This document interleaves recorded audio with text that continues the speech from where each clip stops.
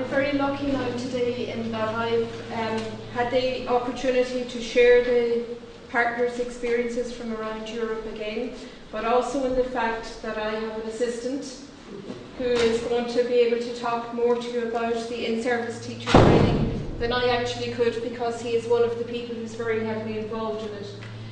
So, as we've heard, all around Europe, all of the education systems seem to be in a state of flux.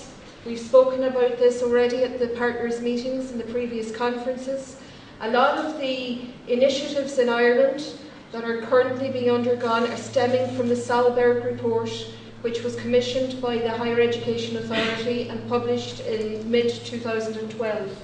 And as you can see on the slide, Salberg is Pasi Salberg, who is a Finnish educator. The Finnish education system currently is credited with being the best in the world.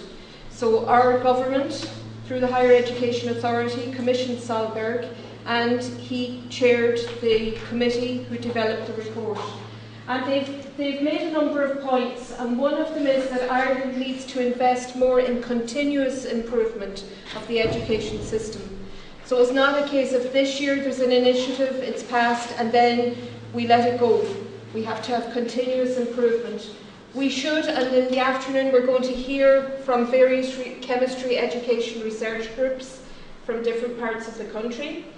We should recognise the importance of linking the chemistry education research with what's actually happening in the classrooms.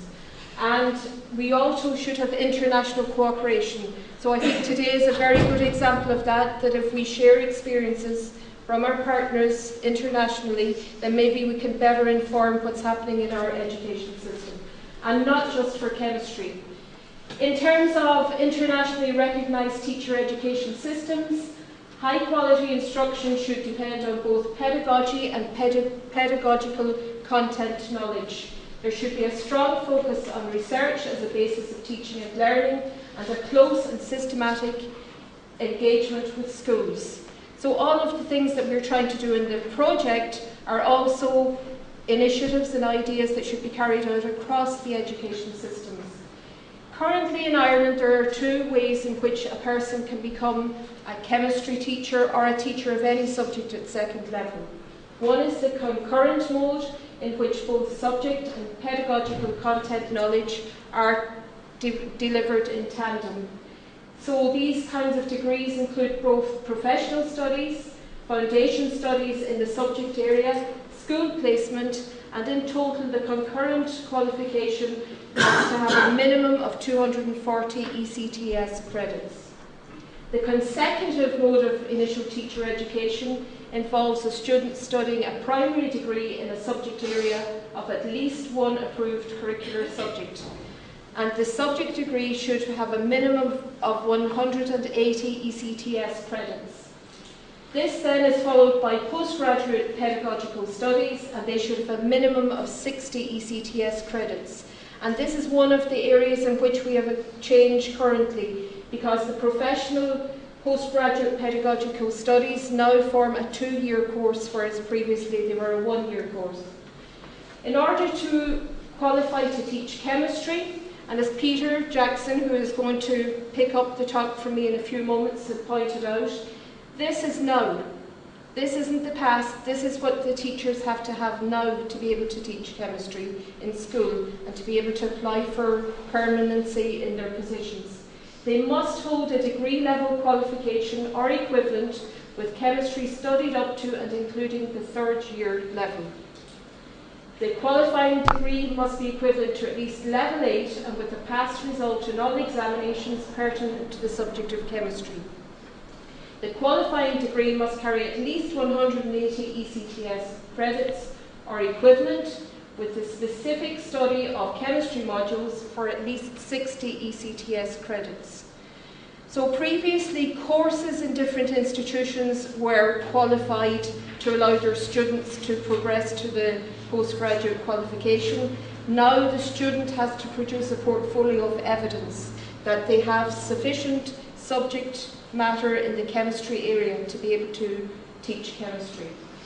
The study of chemistry during the degree must show that the holder has acquired sufficient knowledge and understanding to teach the chemistry syllabus to the highest level in the post-primary qualification. And to meet this requirement, they must study all the different areas of chemistry, and they must have laboratory practical work in their degree. So now they are expected to bring better content knowledge to the classroom. In addition to that, the newly qualified teachers have to be accredited by the Teaching Council, and to achieve the Teaching Council accreditation, they must have a probationary period which involves at least 300 hours of teaching in relevant subject areas to class groups with a minimum number of 14 students, and they must reach that total within 3 years of graduation. So they're not allowed to take a year off, do a bit of travelling and then come back. They have to get their classroom experience very quickly after their graduation. They also have to complete an induction process within a 3-year period, and that means they have to attend 10 education centre sessions of 2 hours in length. So in order to become a teacher in the first place, we've seen some changes, and some very formal changes, to allow the accreditation. Now that's the current situation, but as Peter pointed out earlier to me, a lot of the current teachers didn't have to go through this system, and because of finances, fiscal situation, timetabling issues, the number of students who opt to take chemistry at leaving certificate level, there are very many teachers currently teaching chemistry either at junior secondary level or senior secondary level who are not qualified to this level. So we have teachers who don't have the specialist content knowledge that would now be required to gain their teaching jobs, which is where the professional development support service for teachers is very important. And as I said to you, I'm aware of all of these initiatives, these in-service supports, but I'm now going to hand over to Peter, who is going to be able to tell you in more detail about how this service actually works. So, thank you.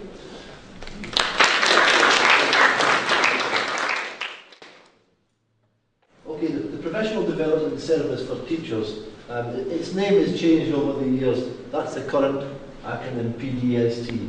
I'm going to talk to you very briefly about science education in Ireland, just to give you an overview of how we run our science education in schools. We start off from 11 years of age with a 3-year junior cycle, in which covers physics, chemistry and biology. In the final exam, there is a written component, but there is also an investigative practical component, where there's a practicals in physics, there's a set practical in physics, one in chemistry, one in biology, and the students must do 2 of those, or they can do another one of their choice. So there's a practical aspect to the junior certificate exam, which is the first state exam they sit. This is about to change, but that's the way it is at the moment. This is followed by transition year. Transition year is voluntary, and it's a chance for students to try out subjects that they might not have tried before. It's used to consolidate previous knowledge, but it's also used to look at other more interesting things, and it gives the teacher a chance to get away from the syllabus and to do exactly what they find interesting and try and engender interest in the subject within their pupils. This is then followed, if it's taken, by a leaving certificate exam, which is a 2-year course. The exam itself is one of 7 subjects, 6 of which count in terms of points towards university entrance. In both junior cert and leaving cert, there are 2 options. You can take an ordinary level, or you can take a higher level, a more advanced level in the examination. So the students have plenty of choice. The syllabus as it stands at the moment has 28 mandatory experiments. There's a bit of a problem there, which I'll come back to in a second or two. In the exam itself, there's a minimum of 25% of the marks must come from questions relating to practical chemistry. This is to encourage practical chemistry. But it's not a practical exam, it's a written exam, but the questions deal with the techniques of actually doing the experiments. The PDST itself, well, it used to be called the SLSS, the Second Level Support Service, started in around 2000 in preparation for the introduction of a whole plethora of new syllabuses right across the sciences, junior science and senior science.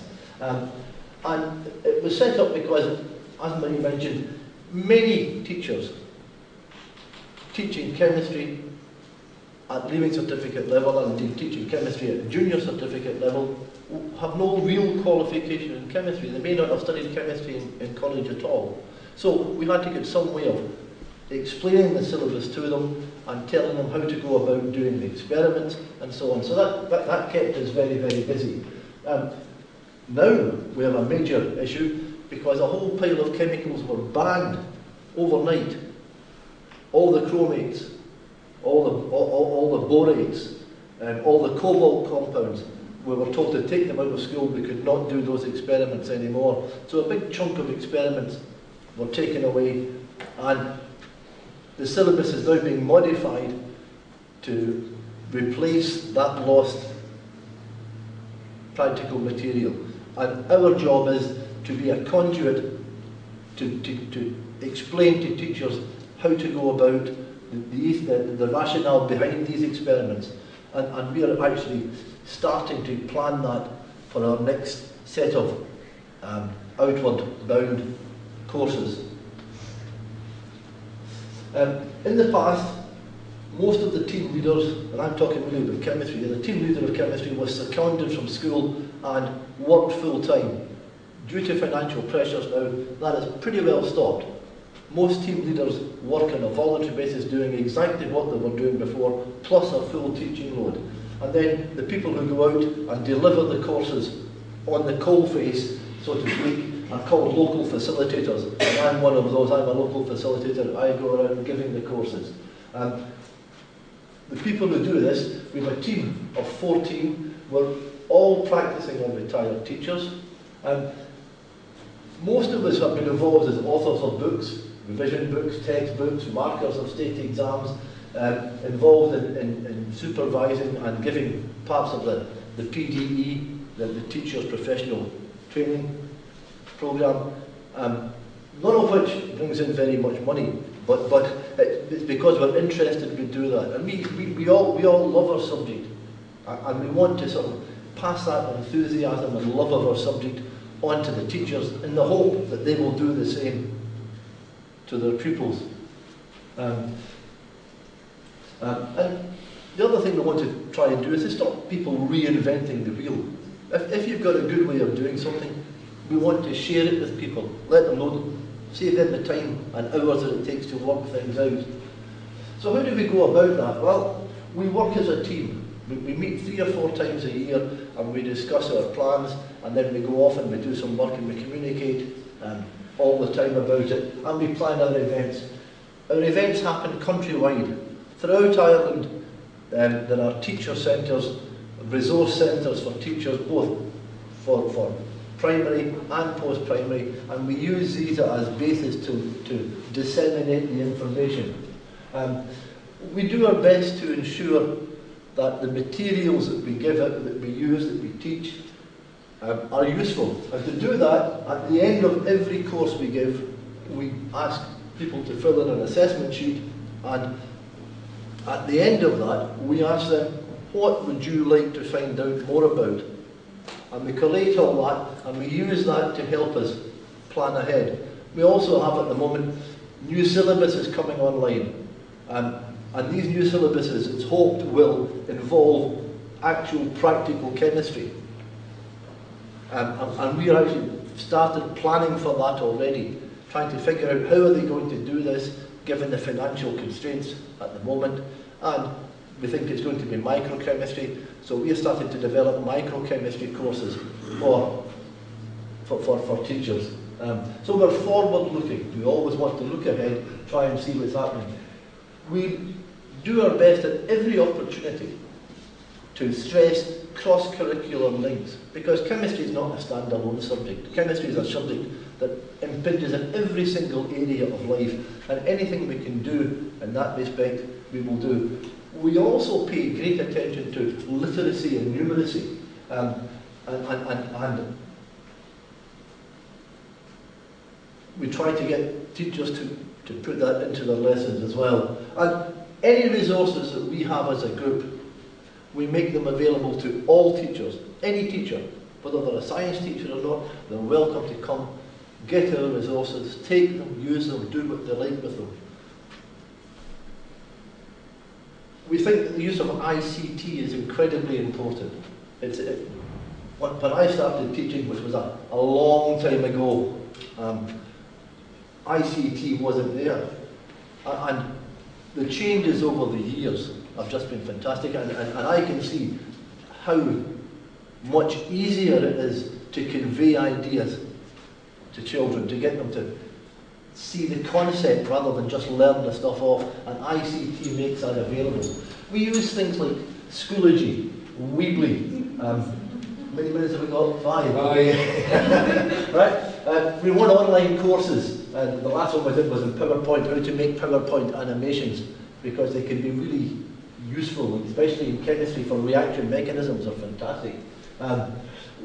As an induction, as an inducement to come to our courses, we always hand out a CD of all sorts of resource material, videos and stuff that we have put together. We try out all sorts of programs and apps as a group, and the things that we find useful, we tell them about them. Here is a good app, you should try this, it works, you can use it in this way. And we collect up YouTube material, and we put it in a location where they can access it quite easily and then use it. We have a huge repository of information. We have loads of lesson plans, PowerPoints, assessment material, worksheets, quizzes, videos, animations, photographs, graphics, posters made and designed by the team. We have our own website, iChemistry, again, which is available to anyone, and you can go onto it as a guest. And there are comprehensive details and practical works, including all sorts of tips. There are web links. The syllabus and learning outcomes are there too, and the learning outcomes are specified precisely. All of this to help the young teacher make their job much, much easier. So they don't have to think about it, they can go there, look at it. But we do say, take it, modify it, make it yours. Don't use our stuff, make it your stuff. And there's loads of past exam material. And we have a huge emphasis on practical work. We run induction courses in practical chemistry for new teachers. There's a ChemEd conference, which is down here every year. There are links with the Royal Society of Chemistry, and we run chemistry courses in the summer, 2-day courses for non-specialists, and we run those in 2 locations. And Peter Childs there runs a week-long course for chemistry teachers to get them to do things, to get the experiments going. We run night courses in practical chemistry at 5 or 6 venues around the country, dealing with those practicals which are on the syllabus. And the unfortunate thing about those is they're mandatory practicals. You have to do it the way the department wants you to do it. That's wonderful for marking, but it's not very good for teaching, because there are lots of other interesting ways you can do the same thing. We make presentations to teacher training courses such as the one in UL to help young graduate teachers along. And I think that's about me finished, it is indeed. Thank you very much for your attention.